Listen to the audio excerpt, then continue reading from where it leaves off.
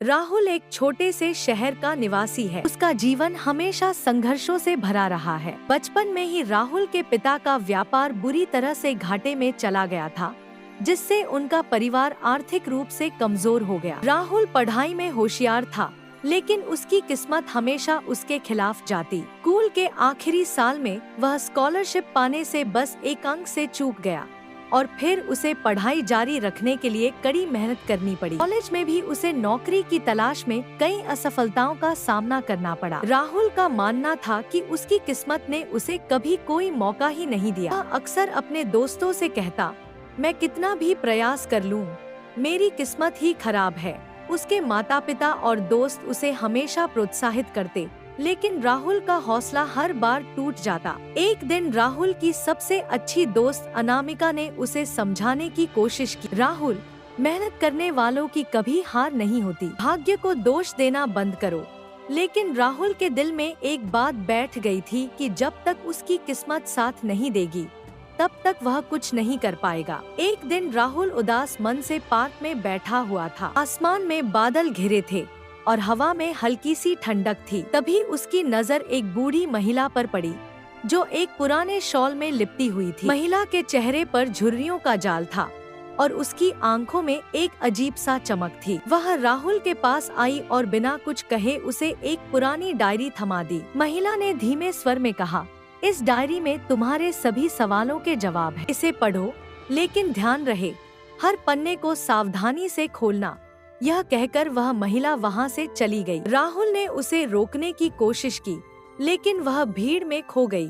Rahul diary को लेकर घर आ गया। वह सोच में डूबा रहा कि आखिर इस डायरी में ऐसा क्या हो सकता है। पहले तो उसने इसे मजाक समझा, लेकिन फिर उसकी जिज्ञासा बढ़ गई। उसने डायरी का पहला पन्ना खोला, जिस पर बड़े अक्षरों में लिखा था, भाग्य के खेल में जीतना है तो पहले खुद को समझो। राहुल ने इसे एक सामान्य कथन मानकर अनदेखा किया, लेकिन अगले दिन एक घटना घटी जिसने उसे सोचने पर मजबूर कर दिया। डायरी के रहस्य और पहली भविष्यवाणी। अगले दिन राहुल का सामना अपने पुराने स्कूल के दोस्त मोहित से हुआ। मोहित ने उसे एक छोटे से काम का ऑफर दिया। उसने कहा, मुझे अपनी कंपनी में एक सहायक की जरूरत है, अगर तुम चाहो तो काम कर सकते हो। राहुल यह सुनकर हैरान रह गया, क्योंकि डायरी के दूसरे पन्ने पर लिखा था, कल तुम्हें एक नया अवसर मिलेगा।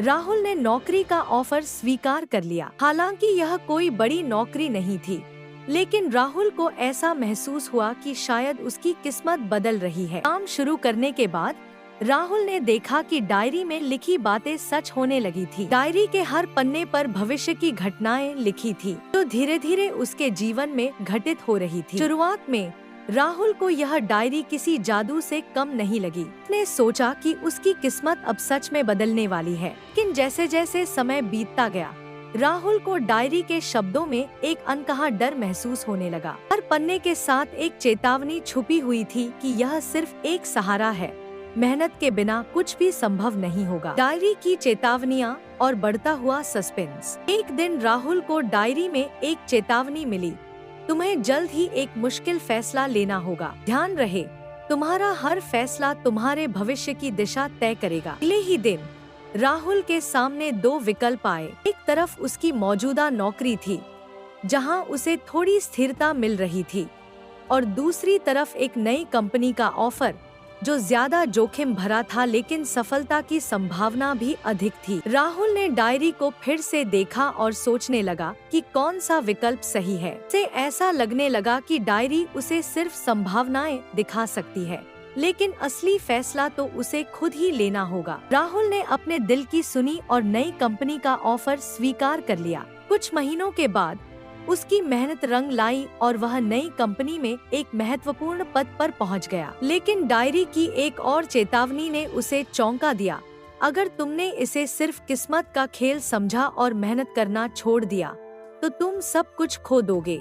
रहस्य का खुलासा और आत्म साक्षात्कार। राहुल के मन में कई सवाल उठने लगे। उसने डायरी के आखिरी पन्ने पर एक संदेश देखा, जब भी तुम खुद को खोया हुआ महसूस करो, उस जगह पर वापस जाओ जहां तुम्हें यह डायरी मिली थी। राहुल उसी पार्क में गया जहां पहली बार वह महिला उससे मिली थी। वहां उसे वही महिला दिखी, लेकिन इस बार उसकी हालत और भी खराब थी। राहुल ने उससे पूछा, आप कौन हैं और आपने मुझे यह डायरी क्यों दी?